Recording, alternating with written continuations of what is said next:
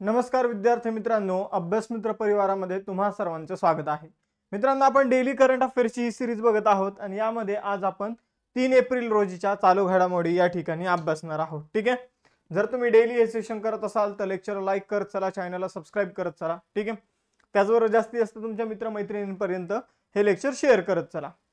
बघा मित्रांनो, लेक्चर सुरू करण्यापूर्वी आपण काही बॅचेस सुरू केलेले आहे, जसं की राज्यसेवेची पूर्व परीक्षा आता होणार आहे त्यासाठी विजयश्री बॅच, कंबाईन गट क पूर्व परीक्षेसाठी लक्ष्य बॅच। ठीक आहे, कंबाईन गट ब आणि गट क pre plus mains plus interview साठी फाउंडेशन बॅच, राज्यसेवेची प्री प्लस मेन्स प्लस इंटरव्ह्यूची फाउंडेशन बॅच, त्यानंतर कंबाईन गट ब ची मुख्य परीक्षेची यशस्वी बॅच।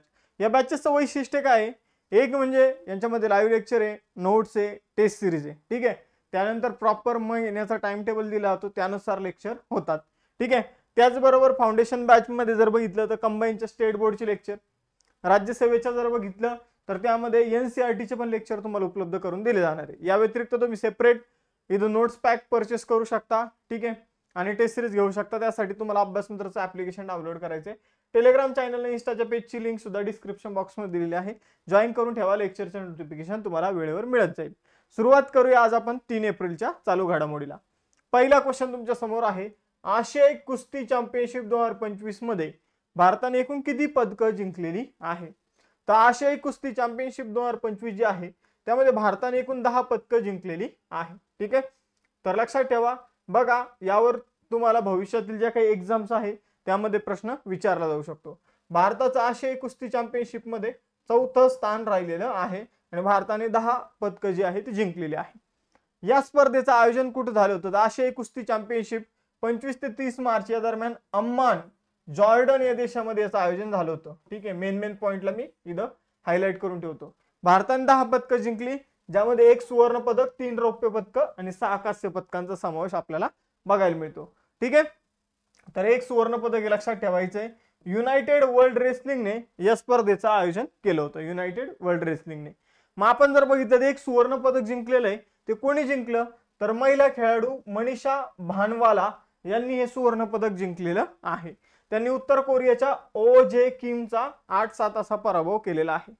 या स्पर्धेची ही 21वी आवृत्ती होती, हे सुद्धा लक्षात ठेवायचे। बघा मित्रांनो, जपान या स्पर्धेमध्ये पहिल्या क्रमांकावर राहिलेला आहे, 21 पदकं जिंकली, 8 सुवर्ण पदक, 2 रौप्य पदक आणि 11 कांस्य पदक। इराण दुसऱ्या क्रमांकावर राहिलेला आहे, उत्तर कोरिया तिसऱ्या क्रमांकावर राहिलेला आहे आणि भारत जो आहे तो 4थ्या क्रमांकावर आपल्याला राहिलेला आहे। बघा मित्रांनो, मेन पॉइंट परत रिवाइज करवतो। आशियाई कुस्ती चॅम्पियनशिप 2025 मध्ये भारताने 10 पदकं जिंकलेली आहे। या स्पर्धेचं आयोजन अम्मान जॉर्डन या ठिकाणी करण्यात आलं होतं। 1 सुवर्ण पदक जिंकलेले आपण, 3 रौप्य पदकं आणि 6 कांस्य पदकं जिंकलेली। 1 सुवर्ण पदक मनीषा भानवाला यांनी 62 किलो वजनी गटामध्ये जिंकलेले, ओजे गिमचा त्यांनी पराभव केलेला आहे। या स्पर्धेची ही 21वी आवृत्ती होती, ज्यामध्ये भारताचा क्रमांक 4था राहिलेला आहे, जपान पहिल्या क्रमांकावर आपल्याला बघायला मिळतो। युनायटेड वर्ल्ड रेसलिंगने या स्पर्धेचं आयोजन केलं होतं। ठीक आहे, कुस्तीशी संबंधित ही एक आंतरराष्ट्रीय संस्था आहे। 1912 मध्ये या संस्थेची स्थापना करण्यात आली होती। त्याचबरोबर जर बघितलं तर स्वित्झर्लंड मध्ये मुख्यालय आहे या संस्थेचं। नेनाद लालोविक हेचे अध्यक्ष आहे, जे मूळचे सर्बियाचे। बघा मित्रांनो, आता क्रीडा पुरस्कार बघून घेऊया। ठीक आहे, क्रीडा स्पर्धेविषयी आपण जाणून घेतलं, तर क्रीडा स्पर्धा आपण बघूया तिथे। ठीक आहे, इथं क्रीडा विषयक स्पर्धा ज्या रिसेंटली झालेल्या आहे, कुणी काय जिंकलं कुणी काय नाही हे सगळं आता आपण बघूया। तर आयसीसी चॅम्पियन्स ट्रॉफी भारताने जिंकली, न्यूझीलंडचा पराभव केला, हे आपण इथं बघितलेलं आहे। 6वे आशियाई महिला कबड्डी विजेतेपद जे आहे ते भारताने जिंकलेलं आहे, इराणला हरवलेलं आहे। जागतिक ज्युनियर बुद्धिबळ चॅम्पियनशिप प्रणव व्यंकटेशने जिंकलेली आहे, त्याने मॅटिक लॅव्हेरेस्निक ला हरवलेला आहे, जो स्लोवानियाचा आहे। त्यानंतर चिली ओपनची दुहेरी स्पर्धा भारताच्या ऋत्विक चौधरी बोलापल्ली आणि निकोलस बॅरिएंटोस कोलंबियाचे खेळाडू यांनी जिंकलेले आहे। बेंगळुरू ओपन स्पर्धा जी आहे ती भारताचा अनिरुद्ध चंद्रशेखरन आणि रेहो यांनी जिंकलेली आहे। रणजी ट्रॉफी जर बघितली तर ती विदर्भाने जिंकलेली आहे। त्यानंतर तिसरे साबा म्हणजे साऊथ एशियन बास्केटबॉल असोसिएशनची चॅम्पियनशिप 2025 मध्ये भारताने जिंकलेली आहे। विजय हजारे ट्रॉफी कर्नाटकने जिंकलेली आहे। आर प्रज्ञानंदने टाटा स्टील मास्टर जिंकलेले आहे। ठीक आहे, आणि 33वा संतोष ट्रॉफी जी आहे ती पश्चिम बंगालने जिंकलेली आहे। त्यानंतर दुसरा क्वेश्चन, जागतिक ऑटिझम जागरूकता दिवस 2025 कधी साजरा केला जातो?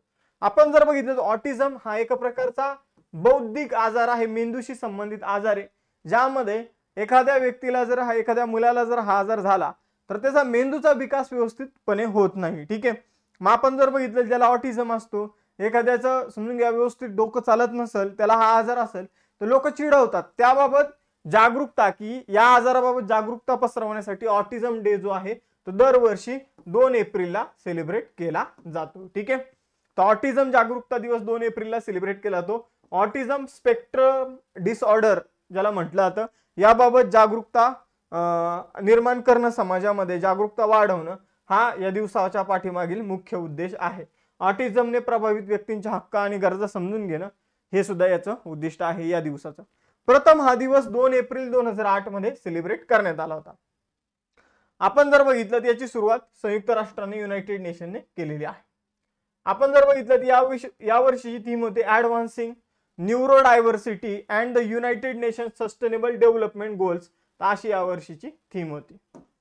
यानंतर तिसरा क्वेश्चन, 2025 मध्ये रिझर्व्ह बँक ऑफ इंडियाने तिचा 90वा स्थापना दिवस कधी सेलिब्रेट केलेला आहे? तर रिझर्व्ह बँक ऑफ इंडियाची स्थापना 1 एप्रिल 1935 मध्ये करण्यात आलेली मित्रांनो. 1934 चा कायदा आहे. यंग हिल्टन आयोग जो आहे, यंग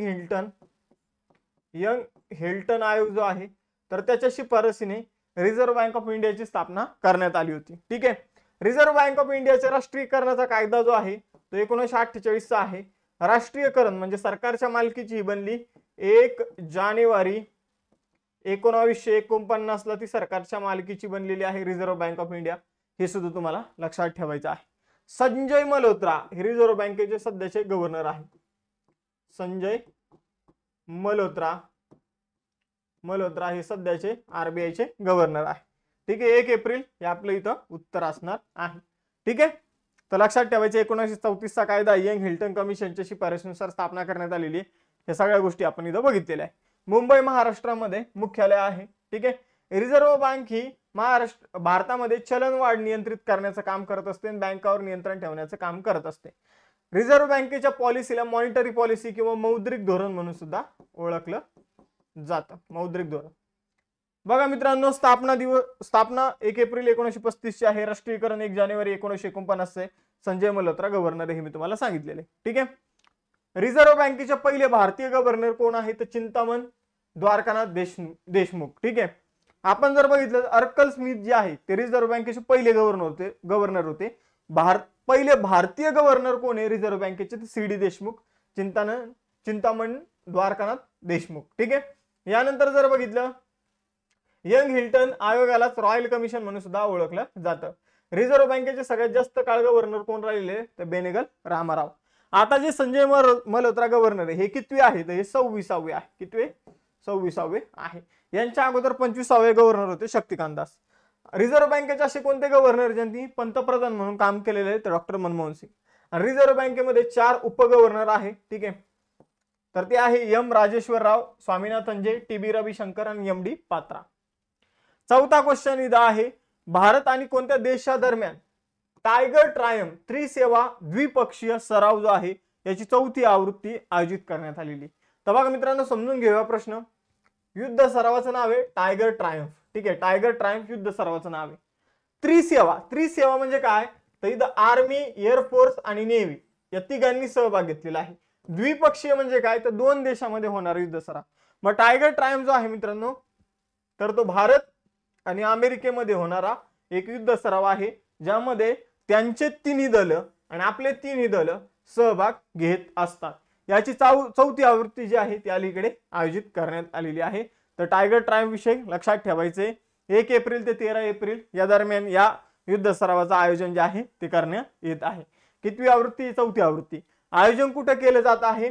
तर आपण जर बघितलं तर विशाखापट्टणम आणि काकीनाडा या 2 ठिकाणी या युद्ध सरावाचं आयोजन केलं जात आहे. अमेरिकेविषयी जाणून घेऊया महत्वाच्या गोष्टी. वॉशिंग्टन DC राजधानी आहे. चलन आहे US$. उत्तर अमेरिका खंडामध्ये येतो. 47वे राष्ट्रपती आहे डोनाल्ड ट्रम्प.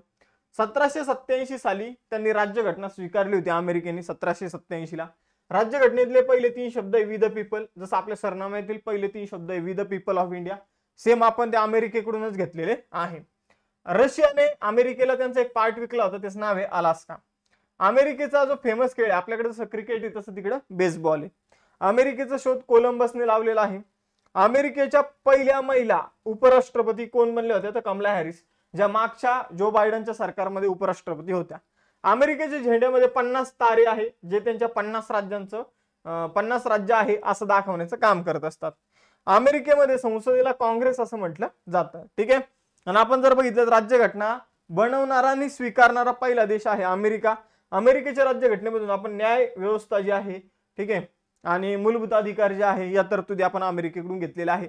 राष्ट्रपतीला काढून टाकण्याची महाभियोग पद्धत जी आहे ती सुद्धा आपण अमेरिकेकडून घेतली. स्वतंत्र न्यायव्यवस्थेची तरतूद घेतलेली आहे अमेरिकेकडून. ठीक आहे. तर बऱ्याचशा तरतुदी आपण अमेरिकेकडून घेतलेल्या आहे. 5वा क्वेश्चन आहे मियामी ओपन चॅम्पियनशिप जी आहे 2025, त्यामध्ये महिला एकेरीचे विजेतेपद कोणी जिंकलेलं आहे. तर मियामी ओपन पुरुषांचे विजेते कालच्या सेशन मध्ये आपण बघितले. आता महिलांची जी स्पर्धा आहे मियामी ओपन टेनिस स्पर्धा, ही कोणी जिंकली, तर ही अरिना सबलंका यांनी ही स्पर्धा जिंकलेली आहे. तर अरिना सबलंका जी बेलारूसची खेळाडू आहे, तर त्याने ही स्पर्धा जिंकलेली आहे. तिने जेसिका पेगुलाचा हिचा पराभव केलेला आहे. आपण जर बघितलं पुरुषांमध्ये जेकब मेन्सन याने ही स्पर्धा जिंकली होती. ठीक आहे, काल आपण हे बघितलं होतं. आता आपण जर बघितलं तर अरिना सबलेंकाचं हे 19वे वर्ल्ड टेनिस असोसिएशनचे विजेतेपद आहे. तिचं 8वं वर्ल्ड टेनिस असोसिएशन 1000 नावाची एक स्पर्धा असते त्याचं विजेतेपद आहे. आणि तिचं एक 3रं ग्रँड स्लॅम आहे. एवढ्या गोष्टी लक्षात ठेवायच्या. 6वा क्वेश्चन केंद्रीय गृहमंत्री अमित शहा यांनी महाराजा अग्रसेन यांच्या पुतळ्याचं अनावरण अलीकडे कुठे केलं.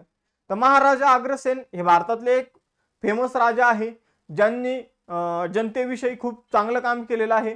खूप न्यायप्रिय राजा होते. तर त्यांचा अलीकडे पुतळा जो आहे तो हिसार हरियाणामध्ये त्याचा अनावरण करण्यात आलेला आहे.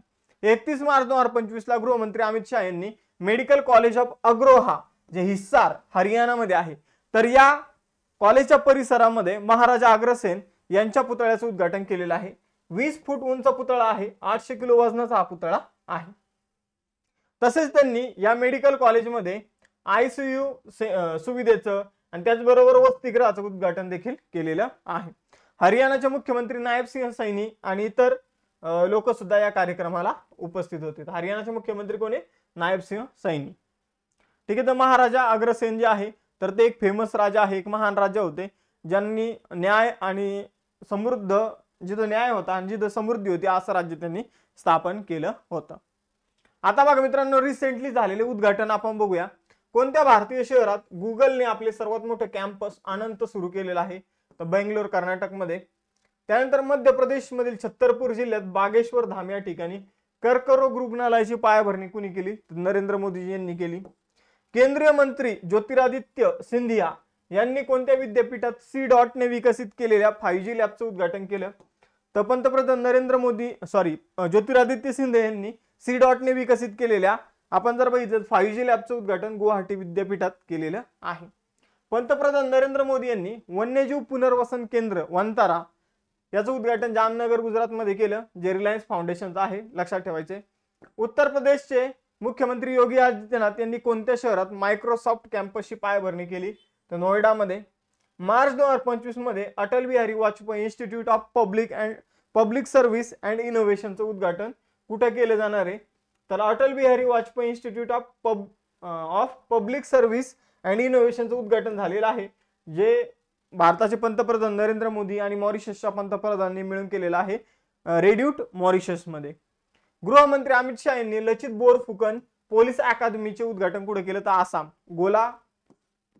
गोलाघाट आसाम मध्ये केलेलं आहे. इस्रोचे अध्यक्ष व्ही नारायण यांनी Shri S Ramakrishnan thermal research सेंटरचं उद्घाटन कुठे केलं, IIT मद्रास. देवेंद्र फडणवीसजी यांनी अलीकडे छत्रपती शिवाजी महाराजांना समर्पित मंदिराचं उद्घाटन कुठे केलं, तर भिवंडी ठाण्यामध्ये.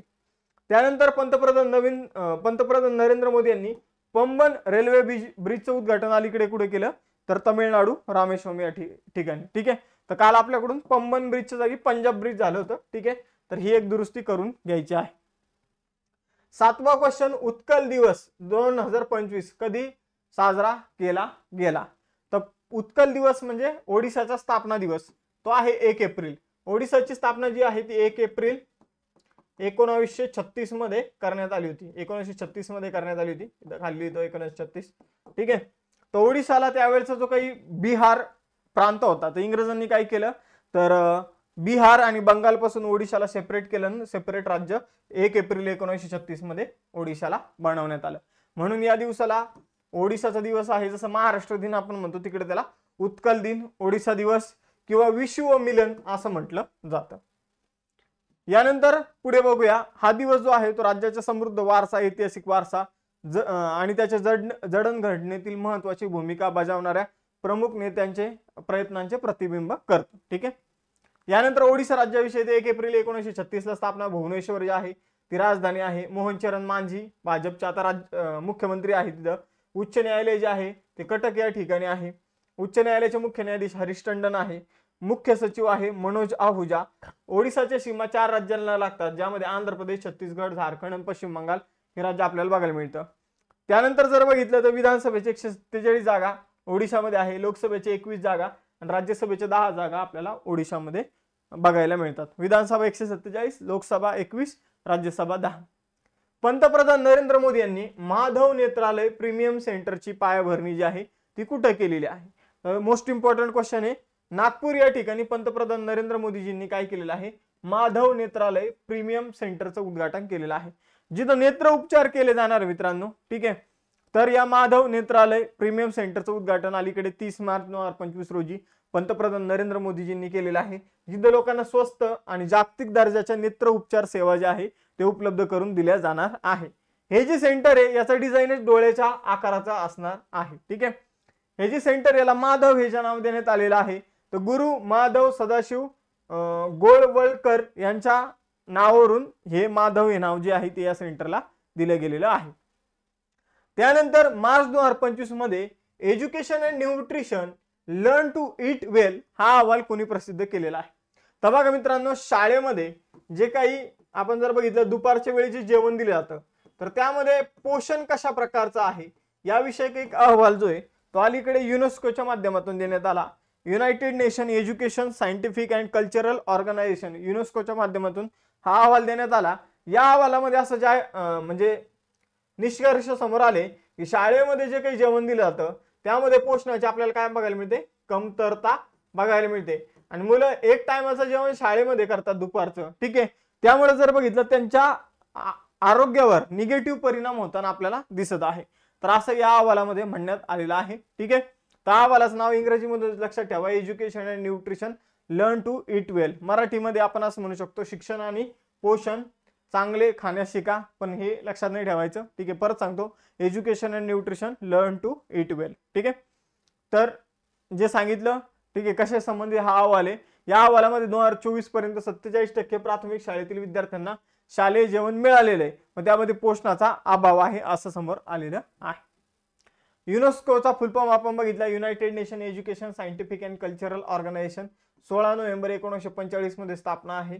त्यानंतर पॅरिस फ्रान्समध्ये मुख्यालय आहे. आंद्रे एझोले महासंचालक आहे. युनेस्कोच्या यादीत सध्या भारतातील 43 वारसा स्थळांचा आपल्याला उल्लेख युनेस्कोच्या यादीमध्ये बघायला मिळतो. युनेस्कोने इंदूर आणि उदयपूरला वेटलँड शहर म्हणून मान्यता दिलेली आहे आणि युनेस्कोने पश्चिम बंगालला सर्वोच्च वारसा पर्यटन स्थळ म्हणून घोषित केलेलं आहे.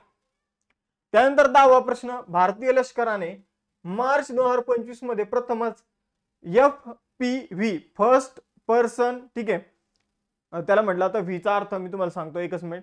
कामिकाझे ड्रोनची यशस्वी चाचणी कुठे केलेली आहे? तर बघा मित्रांनो, कामिकाझे हा शब्द जो आहे तो खूप फेमस शब्द आहे. जर माहित नसेल तर मी तुम्हाला सांगतो. दुसऱ्या महायुद्धाच्या वेळी जपानने असे काही पायलट बनवले होते. ठीक आहे. तर त्यांना कामिकाझे पायलट म्हटलं जात होतं आणि ते जे विमान चालवायचे त्यांना कामिकाझे प्लेन म्हटलं जात होतं. म्हणजे कामिकाझे पायलट काय करायचे, तर अमेरिकेचे जे जहाज वगैरे असायचे तर त्या जहाजांना, त्या प्लेनमध्ये खूप सारा दारुगोळा असायचा, त्या जहाजांना डायरेक्ट जाऊन हिट करायचे.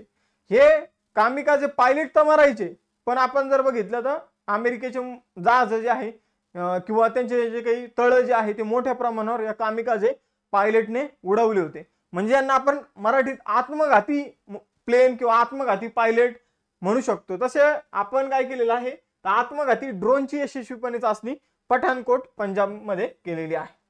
ठीक आहे. तर आपण जर बघितलं तर या ड्रोनची चाचणी केलेली आहे. या ड्रोनच्या माध्यमातून आपण जर बघितलं तर शत्रूचे जे काही टँक म्हणा, वाहनं म्हणा, त्यांना आपण टार्गेट करू शकतो. ठीक आहे. आपण जर बघितलं तर फर्स्ट पर्सन व्ह्यू म्हणजे जसं तुम्ही गेमिंग मध्ये जर बघितलं असेल तर पबजी वगैरे किंवा कॉल ऑफ ड्युटी असे जर गेम तुम्ही खेळत असाल तर त्या गेम मध्ये तुम्हाला जसं माणसाला दिसतं तसंच तुम्हाला ते गेम मध्ये दिसत असतं. ठीक आहे. जसं तुम्ही माऊस इकडे फिरवला इकडे दिसतं त्याचप्रमाणे ड्रोन असणार आहे. ठीक आहे. आपण जर बघितलं मानव रहित असणारे मानव यामध्ये नसणार आहे. कामिकाझे जे आहे हा शब्द दुसऱ्या महायुद्धात जपानी आत्मघाती हल्लाखोरांवरून आलेला आहे. ते मी तुम्हाला सुरुवातीला सांगितलं. 11वा प्रश्न आहे, आण्विक मोहिमेअंतर्गत भारत 2047 पर्यंत किती अणुऊर्जा निर्मित क्षमता स्थापन करण्याचे लक्ष्य ठेवलेले आहे. तर आपण जर बघितलं भारताने 1947 पर्यंत 100 गिगावॅट एवढी अणुऊर्जा निर्माण करण्याचं लक्ष्य जे आहे ते ठेवलेलं आहे. हे भारताच्या तेव्हाच्या ऊर्जेच्या 10% गरज जी आहे ती आपली भागवणार आहे. ठीक आहे. तर आपण जर बघितलं 2047 पर्यंत 100 गिगावॅट अणुऊर्जा निर्मितीची क्षमता स्थापन करण्याचं लक्ष्य आपण ठेवलेलं आहे. ठीक आहे. पंतप्रधान नरेंद्र मोदी यांच्या नेतृत्वाखाली आपण न्यूक्लिअर मिशन जे आहे ते सुरू केलेलं आहे. ठीक आहे. तर ती ऊर्जा जी असणार 100 गिगावॅट, ठीक आहे, तर ती आपल्या 10% ऊर्जेच्या गरज भागवणार आहे. म्हणजे आपली टोटल ऊर्जेची गरज तेव्हा किती असेल तर 1000 गिगावॅट एवढी आपली तेव्हाची टोटल ऊर्जेची गरज असणार आहे. ठीक आहे. तर अणु ऊर्जा दोन प्रकारे तयार होत असते, न्यूक्लिअर फिजन आणि न्यूक्लिअर फ्युजन. आपण जर बघितलं तर ठीक आहे, तर या संकल्पना समजून घ्या तुम्ही डीप मध्ये सायन्स मध्ये. न्यूक्लिअर फिजन आणि न्यूक्लिअर फ्युजन दोन प्रकारे अणु ऊर्जा तयार होत असते. मग मी तुम्हाला एक प्रश्न विचारतो, सूर्यावर काय बघायला मिळतं आपल्याला, न्यूक्लिअर फिजन बघायला मिळतं की न्यूक्लिअर फ्युजन बघायला मिळतं, हे तुम्हाला कमेंट बॉक्स मध्ये सांगायचं ज्यांना माहित असेल त्यांनी. आंतरराष्ट्रीय योग दिन 2025 साठी पंतप्रधान नरेंद्र मोदी यांनी कोणती थीम जाहीर केलेली आहे. आंतरराष्ट्रीय योग दिनासाठी पंतप्रधान नरेंद्र मोदी यांनी एक पृथ्वी एक आरोग्यासाठी योग ही थीम जाहीर केलेली आहे. Yoga for one earth one health अशी थीम आहे. ठीक आहे. तो yoga for one earth one health अशी थीम आहे. इंग्रजीमधून लक्षात ठेवा, मराठीमधून एक पृथ्वी एक आरोग्यासाठी योग, तर याच्यापेक्षा yoga for one earth one health he theme लक्षात ठेवायची आहे. ठीक आहे. तर या वर्षीच्या योग दिनाचं आयोजन जे आहे ते Morarji Desai national institute of yoga यांच्या माध्यमातून या वर्षीचा योग दिनाचं आयोजन केलं जाणार आहे. ठीक आहे. आंतरराष्ट्रीय योग दिन जो आहे मित्रांनो तो 21 जून रोजी सेलिब्रेट करण्यात येतो. 21 जून 2015 ला पहिला योग दिन जो आहे तो सेलिब्रेट करण्यात आला होता. ठीक आहे. तर लक्षात ठेवायचं आहे, थीम लक्षात ठेवा, विचारली जाऊ शकते. दोन test question, education and nutrition learn to eat well हा अहवाल कुणी प्रसिद्ध केलेला आहे आणि आशियाई कुस्ती चॅम्पियनशिपने भारतामध्ये किती पदकं जिंकलेली आहे हे तुम्हाला सांगायचं. त्याचबरोबर आपल्या या विविध बॅचेस आहे ज्यातून परचेस करू शकता, ज्यामध्ये सगळ्या गोष्टी एकाच ठिकाणी मिळणार आहे. ठीक आहे. तर फाउंडेशन बॅच जॉईन करा, कारण मोठे डिस्काउंट फाउंडेशन बॅचेसवर सध्या सुरू आहे. त्याचबरोबर नोट्स टेस्ट सिरीज या तुम्ही आपल्या ऍप्लिकेशन मधून परचेस करू शकता. आपल्या नावाने बरेचसे वेगवेगळे ऍप सुरू करण्यात आलेले अलीकडे. अभ्यास मित्र नाव लक्षात ठेवा. ठीक आहे. अभ्यास मित्र MPSC नावाने टेलिग्राम चॅनल आहे, ते सुद्धा तुम्ही जॉईन करू शकता. टेलिग्रामचे सुद्धा खूप सारे वेगवेगळे डुप्लिकेट अभ्यास मित्राच्या नावाने टेलिग्राम चॅनल सुरू करण्यात आलेले आहे. जिथं आपला लोगो दिसेल ते टेलिग्राम चॅनल जॉईन करा. त्याचबरोबर आपला इंस्टाचा ग्रुप आहे, तर पेज आहे, त्याला सुद्धा तुम्ही फॉलो करू शकता. लेक्चर जर आवडला असेल तर लेक्चर लाईक, चॅनलला सबस्क्राईब करायला विसरू नका. थांबूया मग इथं, भेटूया नेक्स्ट सेशन मध्ये. चलो बाय बाय एव्हरीवन, जय हिंद.